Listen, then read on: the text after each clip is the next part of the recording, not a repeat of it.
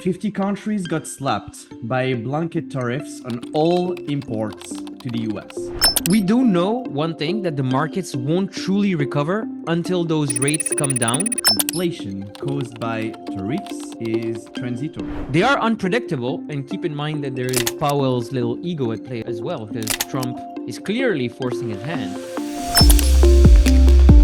Welcome for this first market update of Q2. That is going to be a very different quarter to Q1. Tariff fears, unchanged rates, volatile and mildly bearish markets across stock and crypto.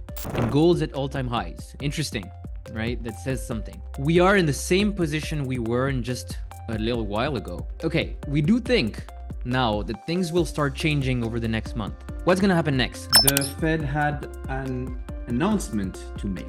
Will they be lowering rates, raising them, or leaving them unchanged? As some of you have probably seen it, they left them unchanged. But that doesn't mean nothing happened.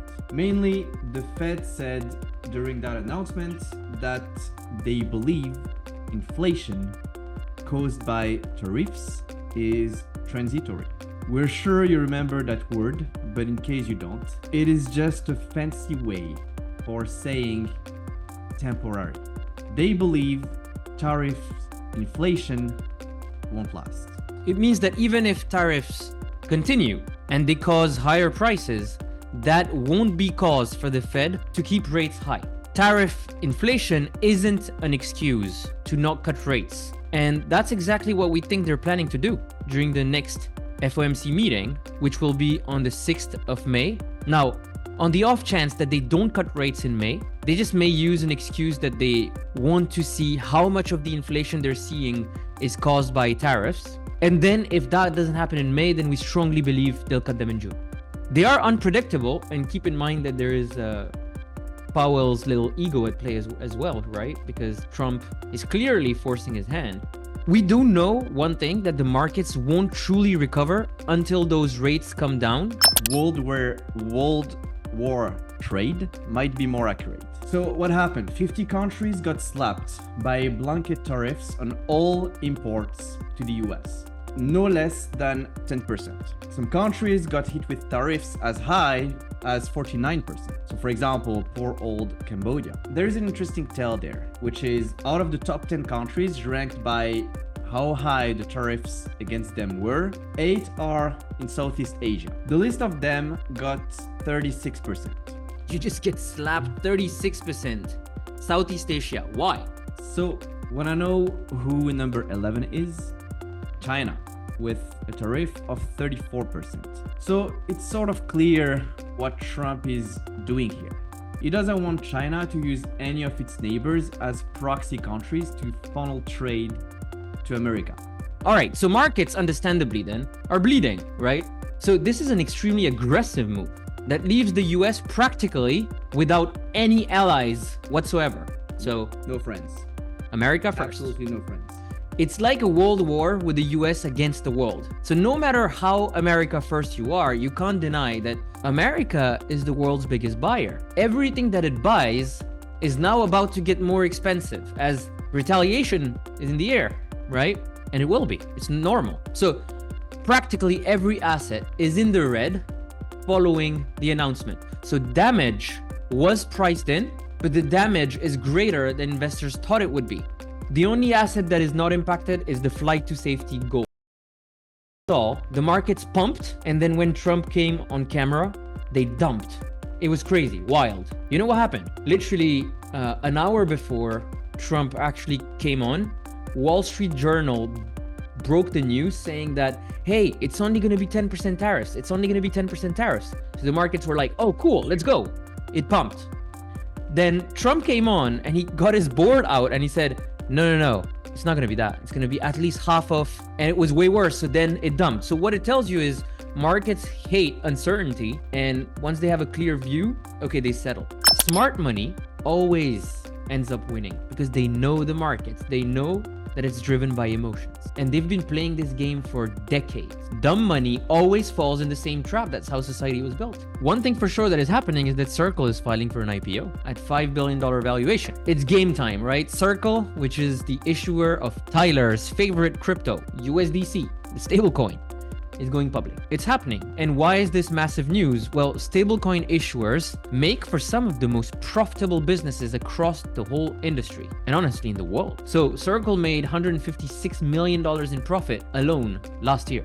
The global liquidity chart, that's what's most interesting right now because it drives the market. So let's look at it alongside Bitcoin's price. So what we do is we look at it with 77 and 108-day offsets. We've noticed that the recent movements seem to be a sort of echo of each other. So liquidity and Bitcoin, an echo across time. So the 77 and 108 days patterns are exactly 1 month, and 108 minus 77 equal 31 days, so 1 month.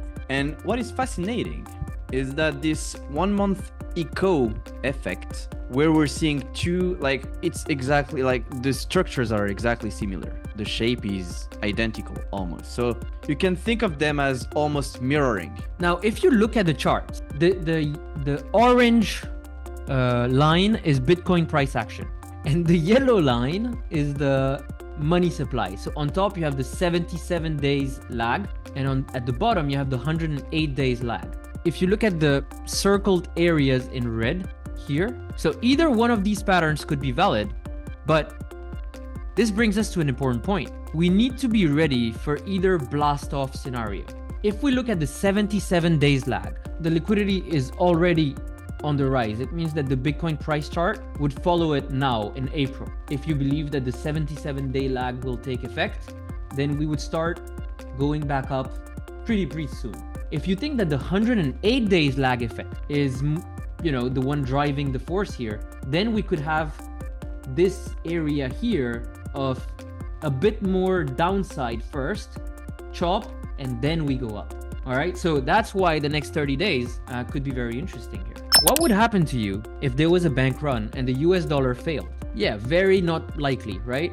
But what if? What would happen to you? Did you prepare? I mean, if you look back onto history, okay? Not trying to scare anybody, but you have to be ready for anything. But look at the history. Typically, a reserve currency stands for a century, and that can go above maybe, 1.5 centuries, so 150 years. How long has the US dollar been the reserve currency for? Over 100 years. The beautiful thing is the global adoption of stablecoins might actually prolong that rate. It's actually helping the dollar really well, right? Because USDC, USDT, these are the reference stablecoins for now. ETH, for us, it was a proxy for decentralization and building apps on chain, right? And so it's not so about the price action, but more about what it means for anybody. Like even Trump with his World Liberty financial project, he's buying ETH. Why? Because he believes in DeFi, and so liquidity pools, and ETH is the safest chain today. Now, price action is not reflecting that at all. And the conditions changed when, Trump did all his things since Q1. Will ETH trade higher than this? Yes, most likely. However, in the short term, can it get painful for ETH even a bit more? Yes, probably as well. So we are in those likely probabilities. Markets are in turmoil, but nothing has happened to indicate that all this isn't temporary. A rising tide no longer lifts all boats. So it will get more difficult to just get lucky. If you don't put in the research and just buy what your friend told you to buy, it's not going to work. Because not every cryptocurrency will fly to the moon. A select few will.